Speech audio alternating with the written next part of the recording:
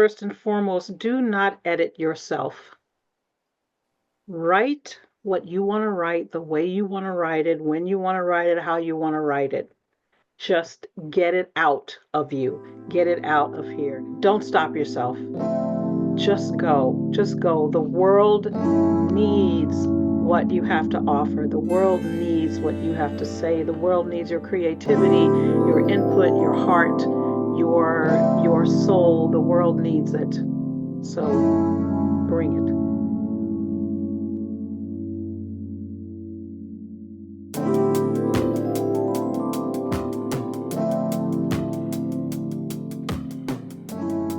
Hello, Diana. Hello, I'm so pleased to be with you. I'm excited. I'm excited too because we've known each other, not well, but we've known each other for a long time. And I've always Can been we say interested. how long, or we just leave it? No, we won't talk about Yes. that. All right. Well, It's okay. because we still look good. And I'll tell you something. I went to a high school reunion, and Uh-huh. one of the ladies stood up. She says, "Who in the room has had some work done?" Looking at you. And my group, if you know what I'm saying, we didn't have any work done. Uh, Hmm. so what is going on with you? Bring me up to date. Oh my gosh. So, right now I am sort of in the middle of preparing for the premiere of an opera about Congressman John Lewis. It's called Good Trouble, The Boy from Troy. And The Boy from Troy was what Dr. King always referred to John Lewis as. He never called him John Lewis. He said, "Where's that boy from Troy?"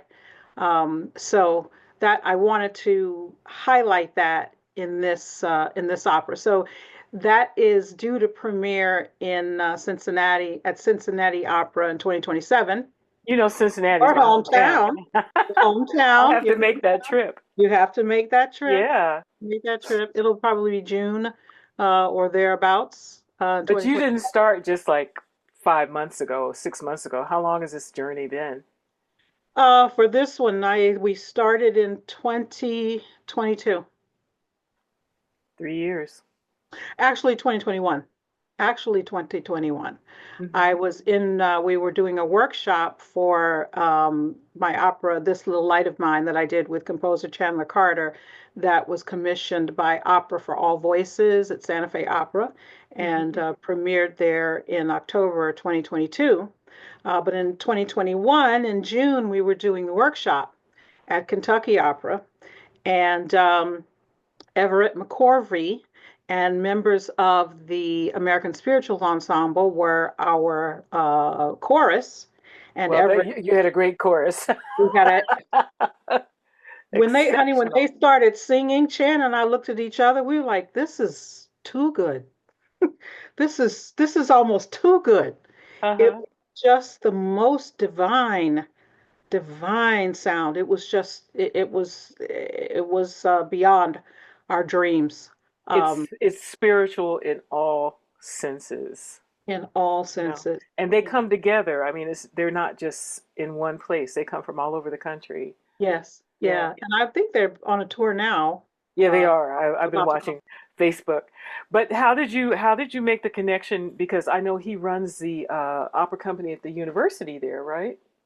Yes, he runs the opera program there, the Yeah. department there. Yeah. Yeah, and so he had been, he's very well known everywhere, and especially in Kentucky, and especially by Barbara Lynn Jameson, who's the general director at Kentucky Opera. Hmm. And we needed a chorus, so she brought them in to do it.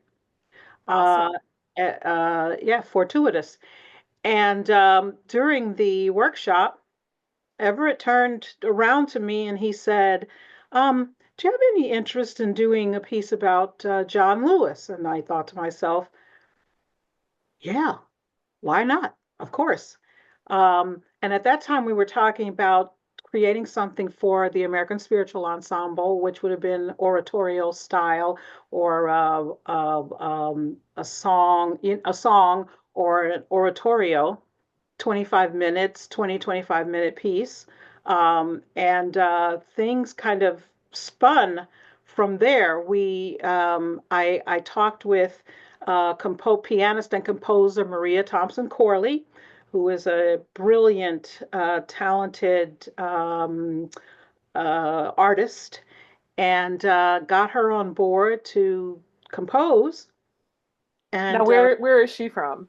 she lives right now she's in Pennsylvania. I think she's in Lancaster, Hmm. but she's originally from Canada, and I think somewhere in Ontario, if it's not Toronto, Hmm. Ontario.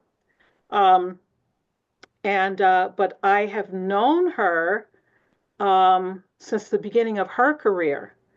So I was looking for someone to do this with me, and I was listening, and someone brought up her name at the workshop, and which put her in my mind. And then when I was looking around, I just started investigating her work, and I love the sound world that she creates, and I thought this would she would be a perfect partner to do this, and it has been so.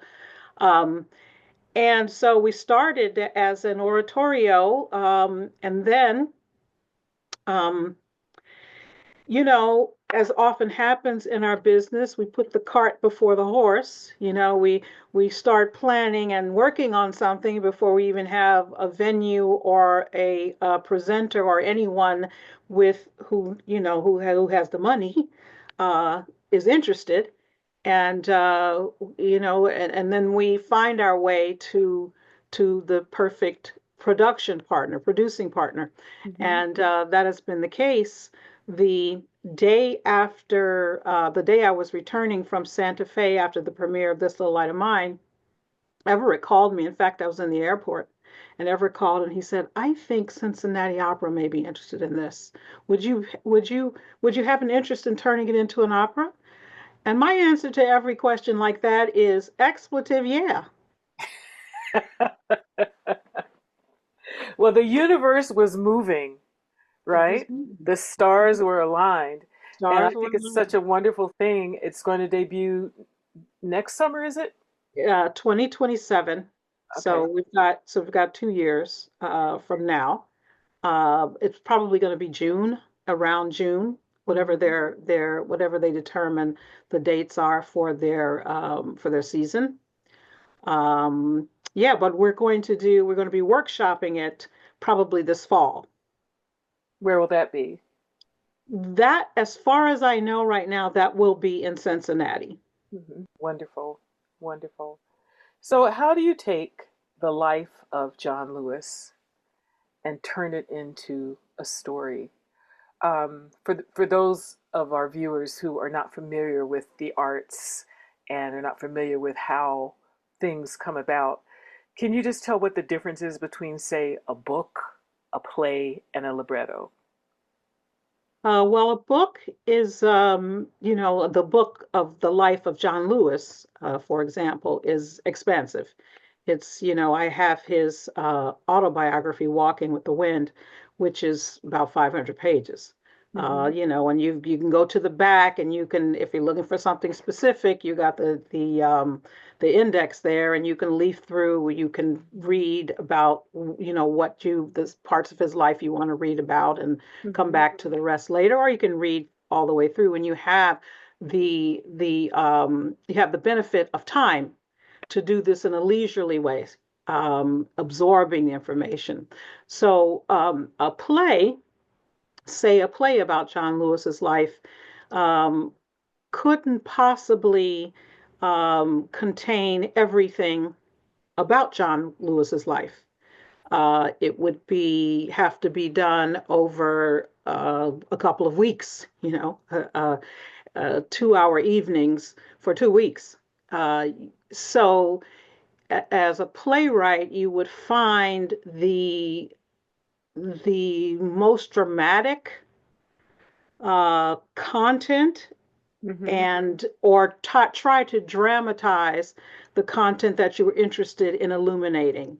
So you'd have to start somewhere and have a middle and an end. Uh, um, and I remember seeing a play about Dr. King. It was fictionalized, imagining his last evening, and he and Malcolm X were having a conversation. I think I saw that play. Yeah, yeah. And so that's a play. An opera is similar. And this is a what we might call a chamber opera, meaning that the human forces are reduced. So it's not grand opera in a sense that you have a cast of 17 people and a chorus, 100-person chorus, Hmm. on the stage of the Metropolitan Opera. This is a limited number of instruments. It's also a limited number of principals, of characters. And the time is about 90 minutes. So, whereas if you were doing grand opera, you could, Wagner, you might spend 5 hours there. Yeah. I don't think anyone is writing 5-hour operas anymore. I could be wrong, I but don't think the today's audience would be able to sit for that long, even with intermissions. The no. average movie is about 90 minutes now. Now, yes. So, Diana, you were talking about the libretto and how you have to essentially do research. Now, you said you had the book Walking with the Wind was the Mhm. title, Yes. and that's by That's Congressman John Lewis. Lewis. That's his autobiography. Mhm. Yeah. What other things did you do? Did you go visit his birthplace or walk across the Pettus Bridge? I did not walk across the Pettus Bridge. That'll be my next trip. But I did go to Montgomery and, well, I went to Atlanta first and I met with the woman who was match made uh, John Lewis and his wife. I talked to her for quite a while. Uh-huh. And then I went to Montgomery and met with his brother Henry. I think his nickname is Grant, Mm-hmm. and Grant's son. So we had a nice and my husband and I had lunch with them. And just to get their, explain to them what I'm doing and to just get their blessing, which they did give. But it's so exciting to be so close in proximity to history like that. It's crazy. Yeah. It's and and when I was doing working on Fannie Lou Hamer, I did go to Ruleville. We're going to get to Fannie Lou Hamer. Yeah, Believe me. and just to breathe the same air and walk have your feet on the same ground, the is just you can feel it. You can feel the history. Um, you can feel the blood, the sweat, and the tears, and the struggle, and the triumphs, and all of that. You can feel it. And of course, we went to that museum in Montgomery. We didn't go to the actual outdoor museum where the lynch monuments are. But we did go to the inside, and that in itself was pretty sobering, put it And that way. moving. So, and then I did get to had dinner with John Miles, John Lewis's son, and did so I did an interview with him that I have on tape, and And I think people need to realize the amount of work that goes in before you even start producing the art. absolutely Um, you can't just make something up, especially about someone as iconic as Congressman Lewis, right. and these historic figures. So kudos to you. Um, Thank you.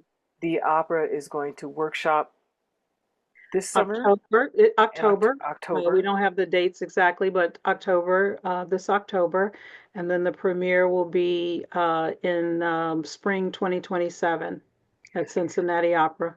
Do you have any input in terms of when you're writing the libretto?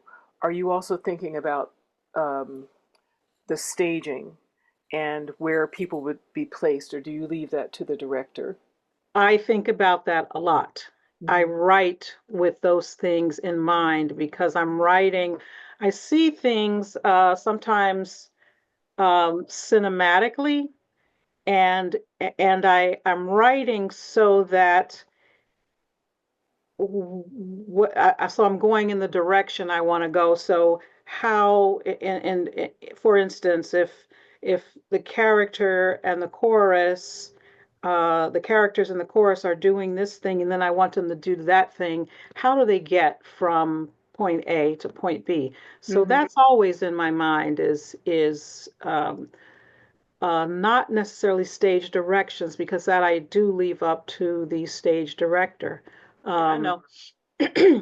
So not necessarily stage directions do I give, but I do give indications of where the characters are on the stage. Hmm.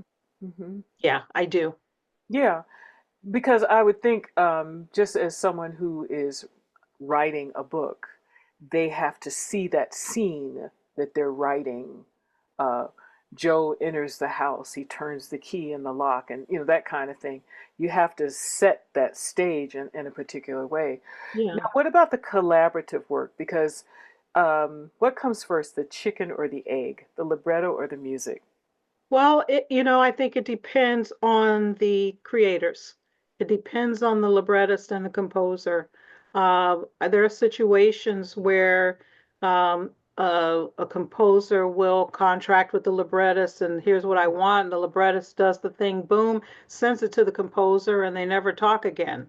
Um, Mm. and there are situations where the work is being created, the librettist and the composer is creating as they go along. That was kind of the case with this little light of mine, Fannie Lou Hamer, working with Chandler Carter, Now, does and Carter live by you, or were he you lives in New York. communicating? Okay. He lives in New York, yeah, on the Upper West Side. Um, and um, and he's been a friend for a long time, so there are, we have a relationship. So it's not that we're just knowing each other for the first time and trying to figure out each other's working style. We've worked together a lot in other areas. Oh, Uh, which areas? I'm curious. well, Other music, acting, or he wrote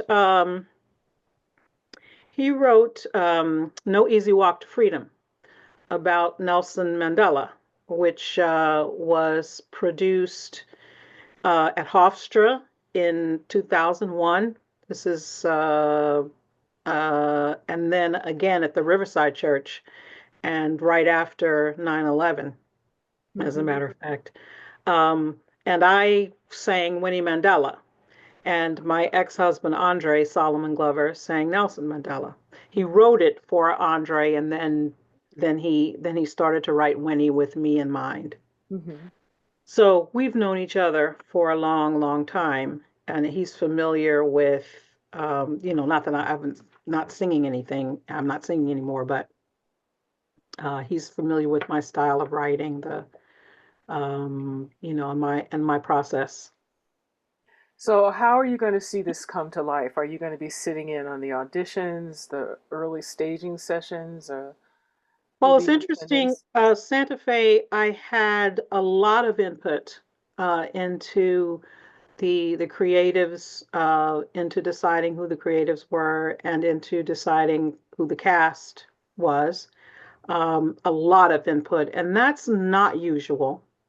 I Hmm. would say that's not usual. With Cincinnati, I have made suggestions or offered, thought about certain people for certain, mostly casting, Hmm. for certain roles, and sent off my ideas. But the final decision rests solely with Cincinnati. So, while Maria and I can make suggestions, we don't expect to be be brought into the minute details of. But you do have an advantage over other librettists, I would say. Number one, you're a singer, and you have worked in the field for many different kinds of projects, recitals, concerts, opera. So you really know what is required. And when you're speaking to a composer, you can also advise them because I have found in the past, I don't know Carter at all, composers will say, "What's your highest note?" And then you've got a string of high A's or high C's. And so that's the advantage of having someone like you with your skill set on a project like this and a project like Fannie Lou Hamer, which I was able to see a recording of, and we're going to talk about in a second. But let's back up. And can we talk about your trajectory from, because if I recall correctly, you were a newscaster at one point? Yeah, I have always been a writer. And when I was, in high school, I thought that that's what I was going to do. Hmm. Um, Where are you from, Diana? I'm originally from St. Louis, Missouri, Ah, okay. and I went to Northwestern University from St. Louis. And I thought that, but I was always a writer. I was always writing. I was always reading, Hmm. and but I was singing as well. I discovered that I had a singing voice. My mother was a singer, and my sister, as little children, we used to do what we called helping her learn her roles. We thought we were helping. You Uh, said roles. Your mother was an the actress? operatic roles. Yeah. Oh, okay. So it runs in the family. It runs in the family. Uh-huh. And so, so I was singing as well. My sister and I, we were always singing, and but I thought that my experience of the business was that it was really, really hard and near impossible to to quote make it. Um, so I didn't. We have stories. We have stories. Yeah. So I didn't think that that was viable for me. Hmm. Uh, but I wanted to write. And at that time, it didn't occur to me that I could make a living as a creative writer. So I thought journalism, and I was interested in journalism. Hmm. Hmm. So I thought about that.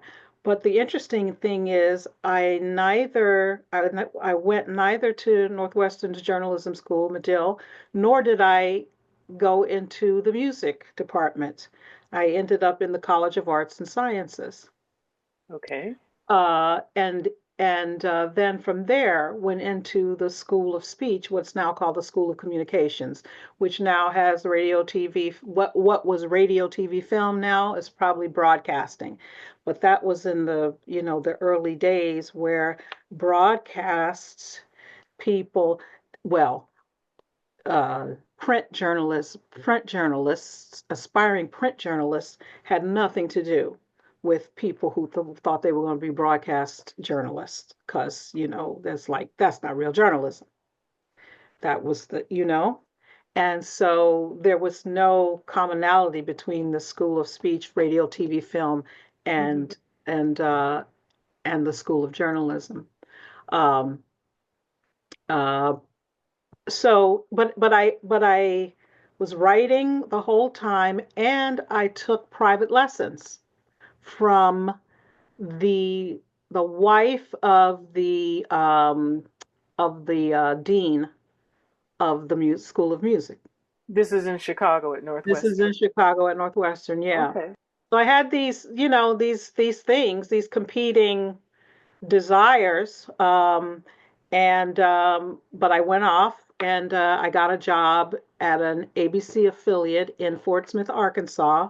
Have you heard of it? No. Uh, Is it near Little Rock? Not really. I mean, you can get there. You can get to Little Rock from there, but it's on the border, Oklahoma, Arkansas border. So it's Oh, that's way down there.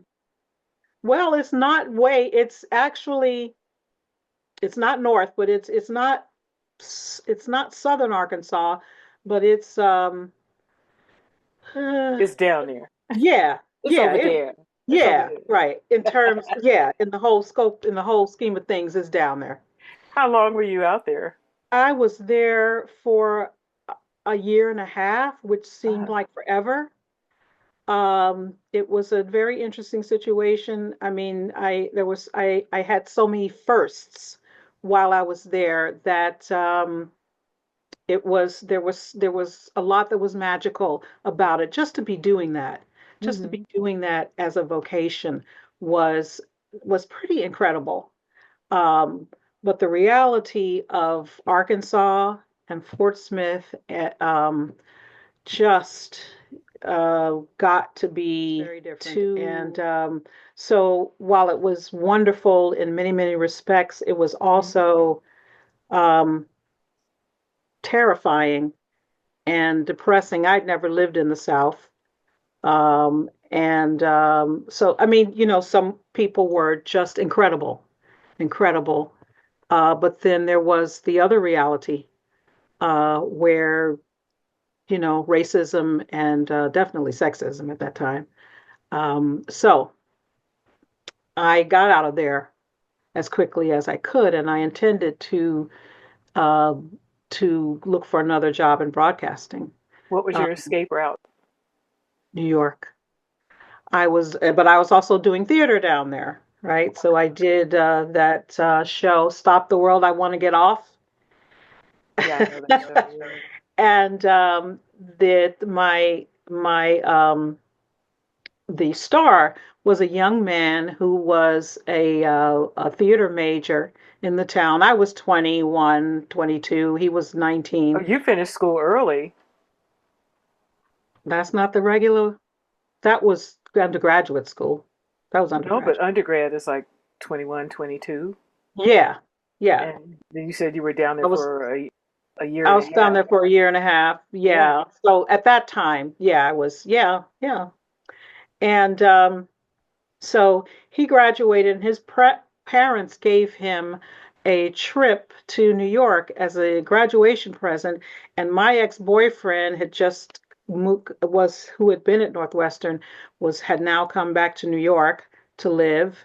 Hmm. And so we went and we camped out in his studio apartment, slept on the floor for a week, and we went to Broadway show every day, sometimes twice a day. We had a real holiday, and then that Monday after my friend left to go back to Fort Smith and on to his life, I thought, what am I going to do? I knew I didn't want to go back to broadcasting. Hmm. I fell in love with New York and I wanted to stay in New York.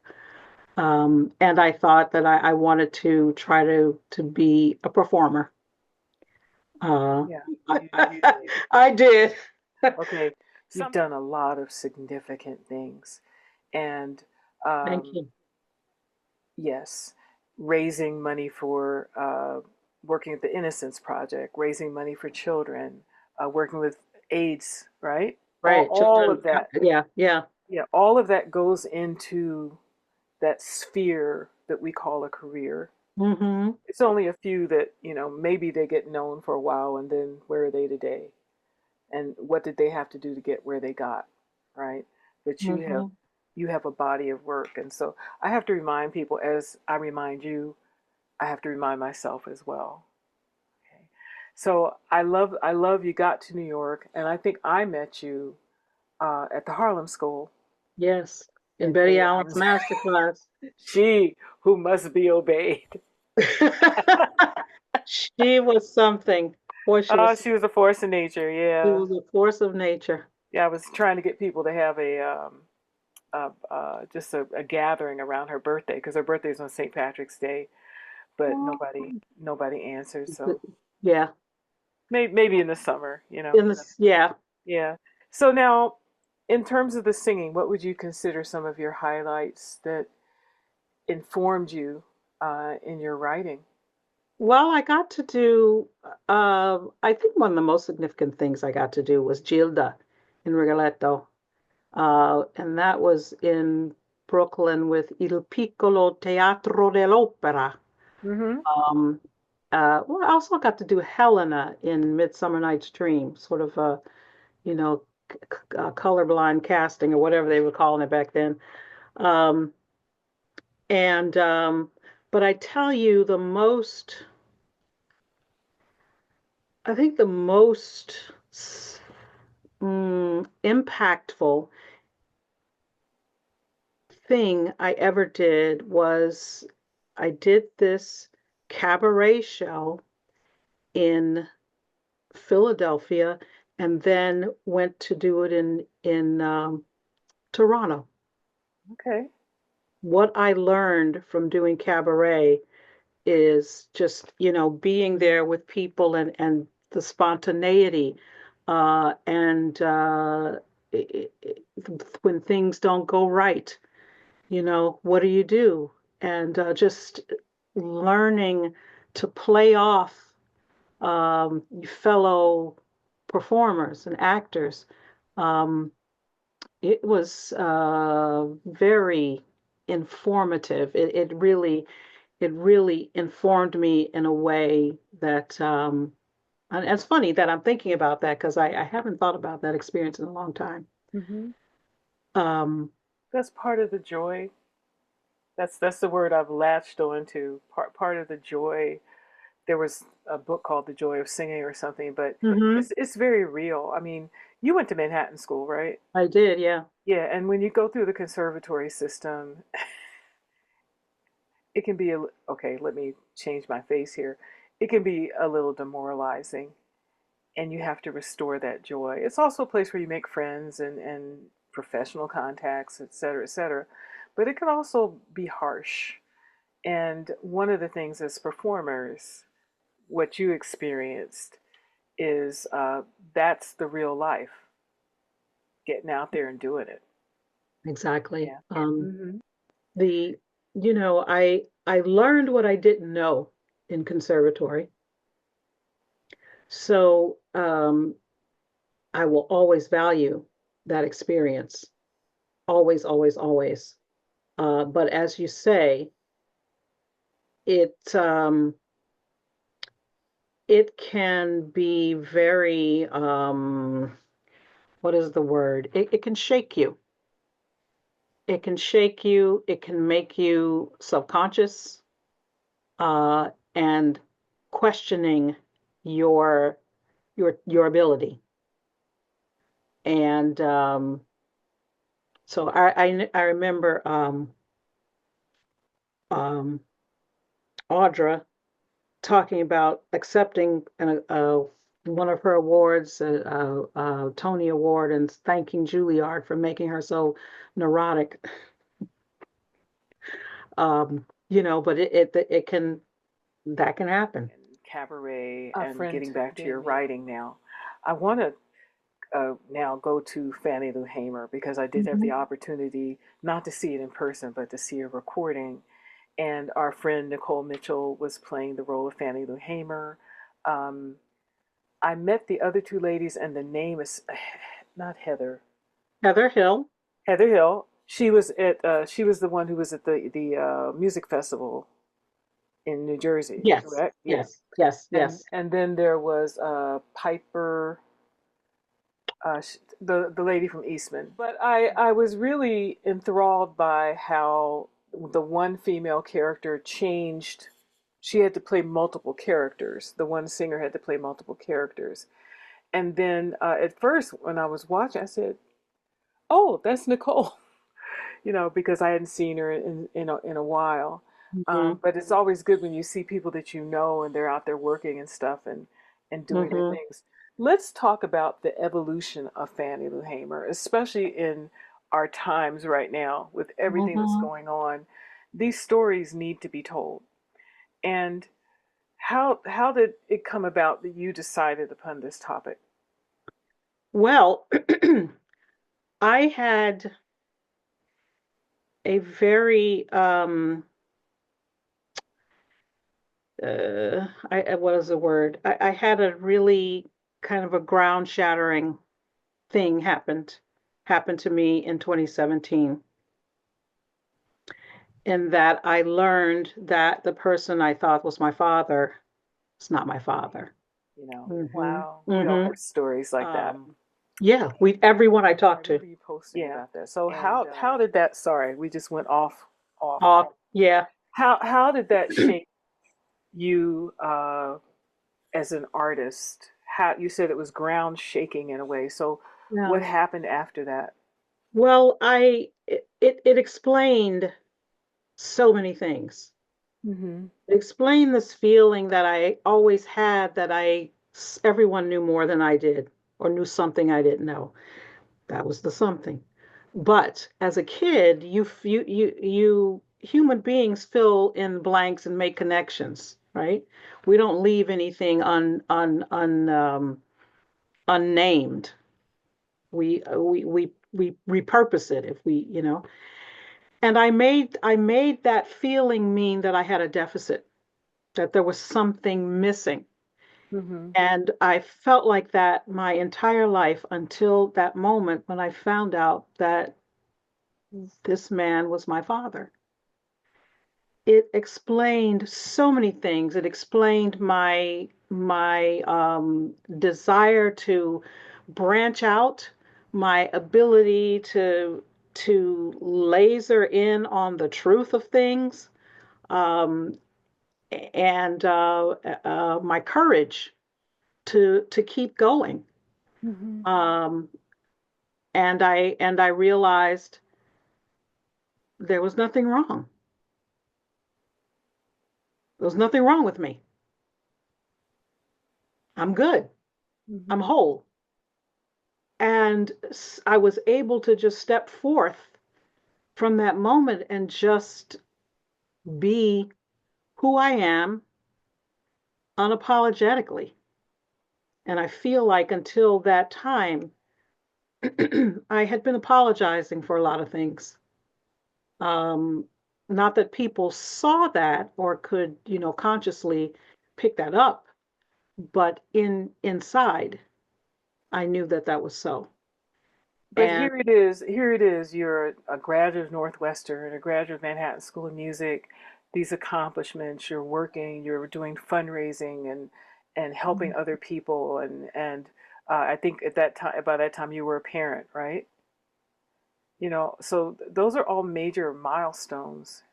And yet there was this space that needed filling. yes, And so yeah, writing helped fill that space. writing And helped. looking into Fannie Lou It Hamer did. filled that space. It did. What happened was that after I found out about, I was lying in bed. It was sometime in August that after having met him, I actually met him face to face. I knew of him. I knew of him growing up, but I didn't know of that. But I actually went to Los Angeles to meet him. And then a little while after that, I'm just lying in bed. I'm like, well, what's next? And I looked at my phone as we do now, and there was a message from Chandler Carter, and he said there is an RFP from Santa Fe Opera for Opera for All Voices. Would you be interested in writing the libretto to an opera about Fannie Lou Hamer? So I wrote that expletive, yeah, exclamation point. That's what I say to everything. Yeah.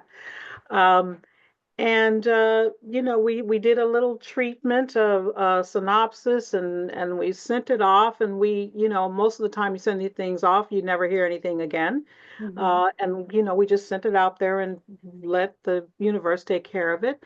And that was I think that was November when we submitted the thing, and in I believe it was February, they called Chan and they said we're interested in you for one of the commissions, and could you flesh out this? We want to know, they gave us a part that they wanted to know more about, which we did and sent it back. And then I think it was in March, Chan got the call saying we were selected for the second commission. That was quick.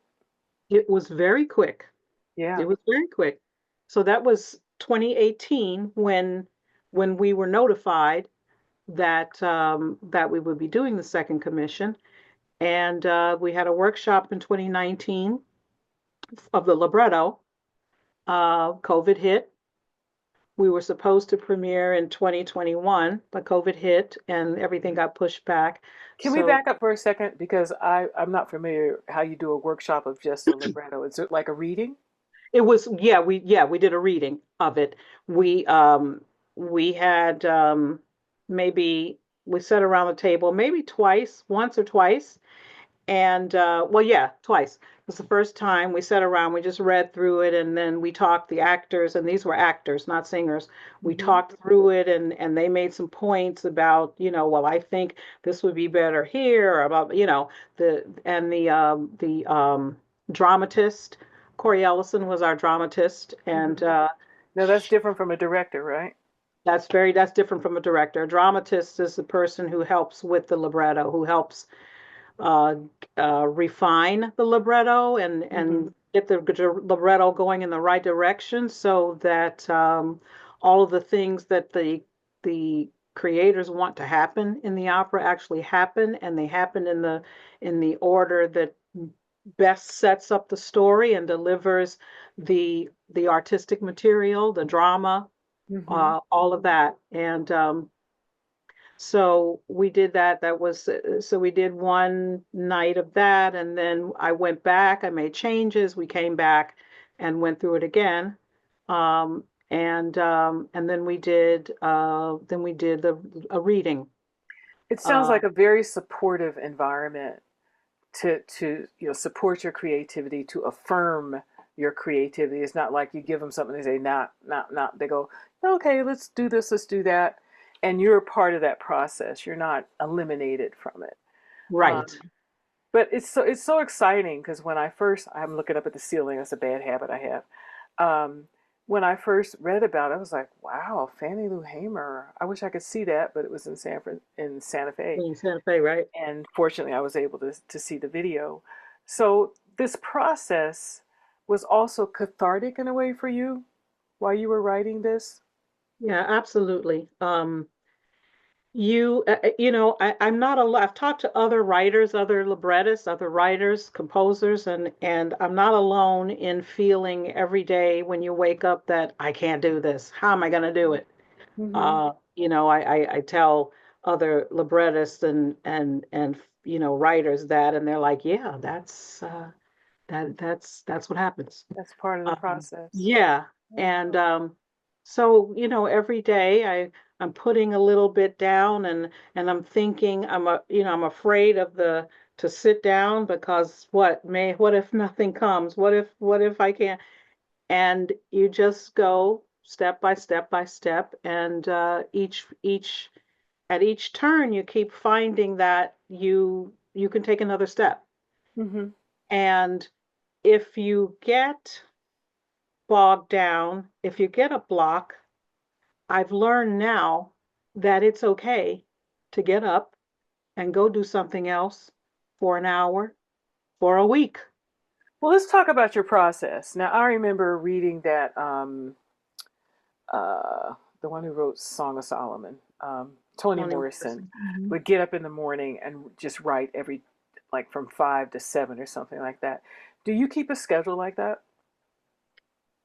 I don't.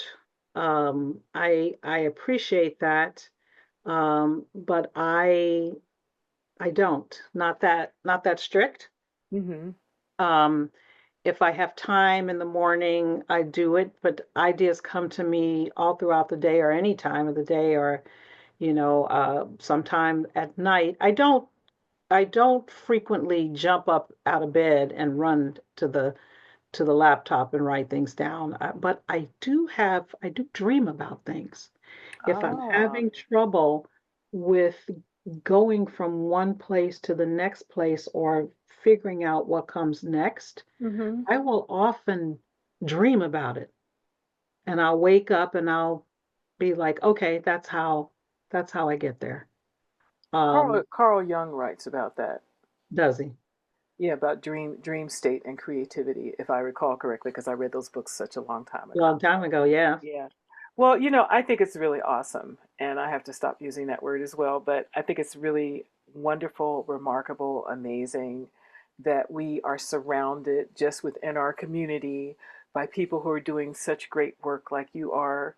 um, people performing, people writing, people starting their own businesses, that life, that continuum of creativity is from the cradle to whenever, and it changes. So as you navigated these changes, you said in 2017 there was this thing that really got you writing again because you'd always been writing. Um, what keeps the motivation now? Because we're going on what, 9 years now? So is it I have another project, or I need to look for a project, or these things are coming to you now because you're getting recognition for the work that you've done? Yeah, well, it's all of the above. Mm-hmm. I have, ideas that I've got have several people saying, I want to do something with you. I want to do something with you. And so I have to think about what the the language of that composer, the what's special about that composer. Everybody has something special, but what what special magic that person and I could create together. Mm-hmm. So I have like maybe two, three projects that I haven't started writing anything on, but I'm thinking about, and I'm trying to figure out how, how those things will work. Um, and yeah, so what your question was, what keeps me motivated? Yeah, what keeps you motivated? What keeps you going? The fact that there are stories to tell. The fact that we are in the place we are in history in this country, where we are, there are so many stories that need to be told. Mm-hmm. Uh, and it's essential because our country is so divided because half of us don't know the history. Don't get me started. We don't know it. We don't know it. And, that's not an accident. That's by design. And civics was taken out of the classroom. We're going to take out, contributions by everybody who's not a white man who, came here at a certain point in the country's origin. Um, So now I have two questions. One, for a young person who is starting out thinking about writing a libretto or writing a book or stories, what kind of advice would you give them? I would say first and foremost, do not edit yourself. Write what you want to write, the way you want to write it, when you want to write it, how you want to write it. Just get it out of you. Get it out of here. Get it out on the paper. Well, we don't, you don't use paper, young kids now. Get it on the laptop, get it in the phone, whatever, get it down. Uh, and then go back and massage it and put it together and but I think that's one of the biggest things is that we have these inclinations to do things, then we feel like we're stopped for some reason for Mm-hmm. doing it. Don't stop yourself. Just go. Just go. The world needs what you have to offer. The world needs what you have to say. The world needs your creativity, your input, your heart, your soul. The world needs it. So bring it. And here's my second question. There's so much sadness in the world, war, difficulties. I hope that one day you will write a comedy. Well, as a matter of fact, I am working on one. I don't know. Okay, I don't know if it's going to be an opera, that's all but right. I'll be looking forward to it. So, Diana Solomon Glover, thank you so much for visiting with us today. And for those of you that are new to C'est Sabran, please subscribe, like, and subscribe to the channel, Carolyn Sabran. And we'll be bringing you more content over the next few months. And thank you so much.